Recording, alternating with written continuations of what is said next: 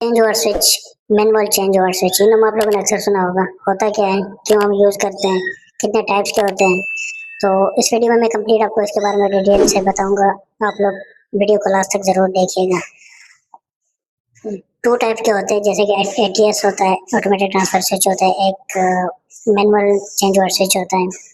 कितने three phase के होते हैं और सिंगल फेज के होते हैं, four pole and single two pole के होते हैं। तो इस वीडियो में मैं आपको specially manual change over switch के बारे में बताऊंगा। इसको बेसिकली हम यूज इसलिए करते हैं, जैसे कि आपके पास दो सप्लाई कहीं पे आ रही होगी, या दो जनरेटर हो, या आपके पास एक गैस की सप्लाई हो, या आपके पास एक मेन सप्लाई हो, एक आप जनरेटर यूज करना चाहते हैं, तो मस्ट है कि आप एट ए टाइम एक सप्लाई यूज करने के लिए आप चेंज ओवर स्विच या ATS automatic transfer switch use करते हैं। तो बेसिकली यहाँ पे हमारे पास 62.5 केवीए के दो जनरेटर हैं, जैसे कि आप वीडियो में देख सकते हैं। अब हम एट ए टाइम अपने ऑफिस के लिए एक जनरेटर को यूज करते हैं, तो दूसरे जनरेटर को कट आउट रखने के लिए हम ये चेंज ओवर स्विच यूज करते हैं। अब यहाँ पे हमारे पास जनरेटर जो है वो थ्री फेज के हैं, दोनों जनरेटर। तो मैं जो यहाँ पे यूज कर रहा हूँ चेंज ओवर स्विच, हमारे पास फोर पोल थ्री फेज का स्विच है। इसके पोजिशन होते हैं, जैसे कि आपके पास थ्री पोजिशन होते हैं। अभी जो इस वक्त ये सेट है, ये जनरेटर वन पे सेट है। अगर आप उसको सेंटर मिडल में लेकर आते हैं, तो इसका मतलब है कि आपका जो पावर है वो कट आउट हो जाएगा, सप्लाई बिल्कुल रुक जाएगी। अगर आप दूसरी तरफ अगर आप इसको, जैसे कि अभी मैं फिंगर करो, ये दूसरी ये ऑफ है एंड ये जो पोजीशन है ये सेकंड जनरेटर पे। तो अभी आपके ऊपर डिपेंड करता है कि आप कौन सा जनरेटर यूज करें। तो आपने जस्ट इस हैंडल को मैनुअली उस तरफ जो है वो रोटेट करना है। अब ये फोर पोल आप देख सकते हैं, ये RYB करके, या इसके अगर आप ऊपर देखेंगे तो ABC एंड N लिखा हुआ है। ए मतलब हम RYB भी इसको बोलते हैं, N फॉर न्यूट्रल है। ये हमारे पास जो लगा हुआ है ये 250 एम्पियर का होता है। इसमें कोई प्रोटेक्शन नहीं होती, ये जस्ट जैसे कि MCB या MCCB, इसमें जिस तरह से प्रोटेक्शन होता है शॉर्ट सर्किट के या ओवरलोड के, इसमें कोई प्रोटेक्शन नहीं होता। ये जस्ट आपके सप्लाई को दोनों में से एक सप्लाई को आगे ट्रांसफर कर रहा होता है। तो कोशिश कीजिएगा कि ये आपका साइज जो सिलेक्शन होती है वो तो आपके लोड के हिसाब से होती है, जो आपकी कैपेसिटी होती है उसके हिसाब से आप इसको कर सकते हैं। अब जैसे कि ये दो केबलें आपको दो जनरेटर से आई हुई नजर आ रही है, जो ऊपर कनेक्ट है हमारे पास। ये एक जनरेटर वन से आया हुआ है और ये फ्रंट पे जो लगा हुआ है जनरेटर टू से आया हुआ है। इसके अगर डाउन साइड पे आप देखते हो तो ये आउटपुट सप्लाई है।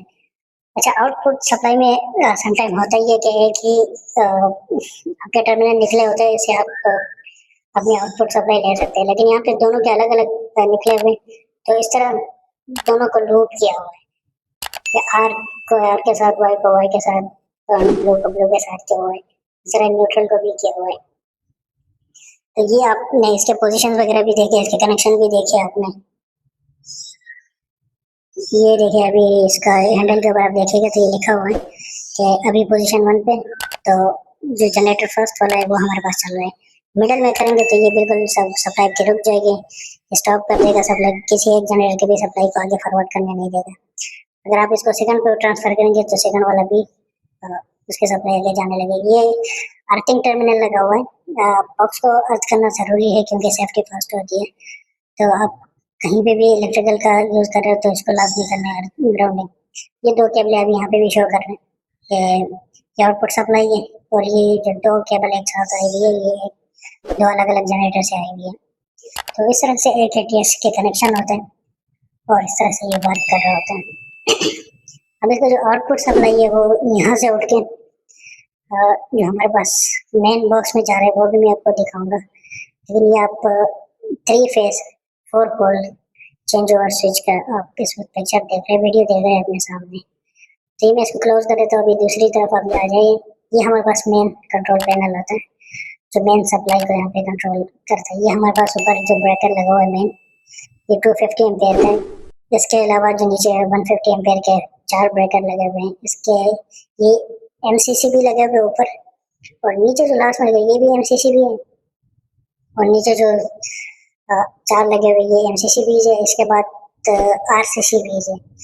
तो किसी भी सेफली कनेक्शन के लिए आपने मस्त जो है RCCB भी यूज करना है। अगर हर्ट लीकेज प्रोटेक्शन आपने जहाँ पे करना हो, और मस्त होता है, करना भी चाहिए आपको। अगर कभी कोई करंट की कोई लीकेज वगैरह हो तो आप ये अप्लायंसेस को सेव करने के लिए और ह्यूमन को सेव करने के लिए यूज किया जाता है। यहाँ पे बस अर्थिंग टर्मिनल है,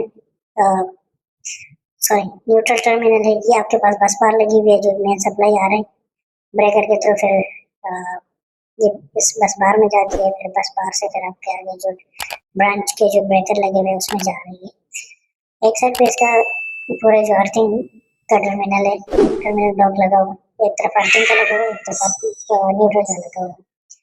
ये हर डिस्ट्रीब्यूशन बॉक्स के ऊपर जो होते हैं मस्ट होता है कि इसका आपके पास SLD होता है, सिंगल लाइन डायग्राम।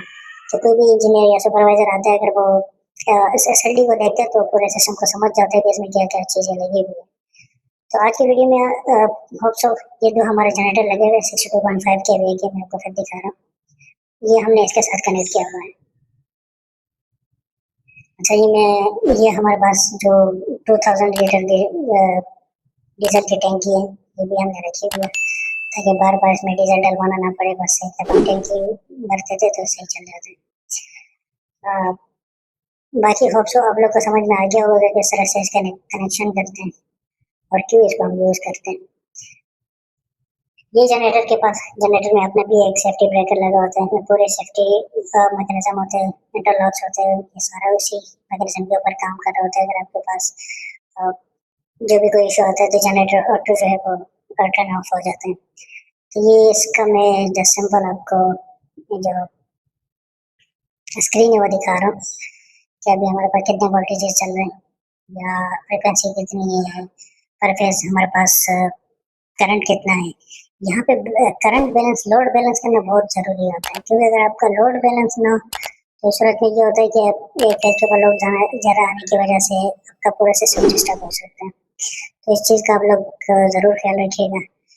बाकी असल में ये वीडियो मेन जो थी वो मैनुअल चेंज और स्विच के बारे में थी। इसके बारे में आपको कंप्लीट डिटेल से बता दिया कि किस तरह होता है, कनेक्शन कैसे होते हैं, कितने टाइप के होते हैं। तो आप लोग प्लीज़, अगर आपको कुछ भी रहनुमाई हुई है इस वीडियो से तो आप काइंडली चैनल को लाइक, सब्सक्राइब, शेयर ज़रूर कीजिएगा। अपना बहुत सारा ख्याल रखिएगा। अल्लाह हाफ़िज़।